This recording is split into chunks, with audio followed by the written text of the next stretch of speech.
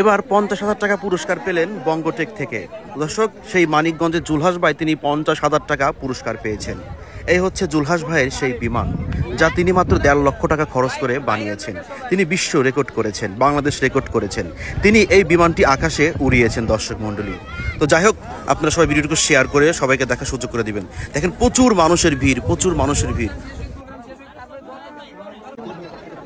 কি একটা বিমান বানাইলো রে ভাই, পুরো বাংলাদেশের মানুষের চোখের ঘুম হারাম করে দিল। বিএনপির ভারপ্রাপ্ত চেয়ারম্যান তারেক রহমানের পক্ষ থেকে তাকে দেওয়া হয়েছে 50,000 টাকা। ওইদিকে ঢাকা থেকে ইউএস বাংলার পাইলট চলে এসেছে হেলিকপ্টার নিয়ে। শত শত হাজার হাজার লক্ষ লক্ষ মানুষ উপস্থিত হয়েছে তার এই বিমান দেখার জন্য। বাংলাদেশের ইতিহাসের পাতায় লেখা থাকবে যে প্রথম কে বিমান উড়িয়েছিল, সবাই বলবে জুলহাস জুলহাস জুলহাস। ঢাকা থেকে সব বড় বড় সেলিব্রিটি আসছে এই জুলহাস ভাই বিমান দেখার জন্য এবং ব্লগ ভিডিও করার জন্য। বিশেষ করে কৃষকের ছেলে গ্রামের জুলহাস কিভাবে একটা বিমান তৈরি করে আকাশে উড়িয়ে তিনি রীতিমতো অবাক করে দিয়েছে পুরো বিশ্ববাসীকে। এবং কি আপনারা নিজের নিজ চোখে দেখতে পাচ্ছেন শত শত কোটি কোটি মানুষের ভিড় এই বিমান দেখার জন্য। এইদিকে বঙ্গটেক থেকে তাকে দেওয়া হয়েছে আরো 50,000 টাকা। কি আর বলবো দর্শক মণ্ডলী, গবরে যে পদ্মফুল ফুটেছে সেটা আমরা আবারও প্রমাণিত পাইলাম। গ্রামের কৃষকের ছেলে তিনি ডিসি ওসি এসপি থেকে শুরু করে পুলিশ প্রশাসন বড় বড় সেলিব্রিটি তিনি কিন্তু এখানে হাজির হয়েছে, বড় বড় সাংবাদিকদেরকেও তিনি কিন্তু এখানে হাজির করেছে তার একটা বিমানের দ্বারা। বাংলাদেশে প্রথম কে বিমান উড়িয়েছিলেন বানিয়ে সবাই বলবে জুলহাস জুলহাস জুলহাস। ভালো থাকবেন, দেখা হবে অন্য কোনো ভিডিও অন্য কোনো সময়। আসসালামু আলাইকুম।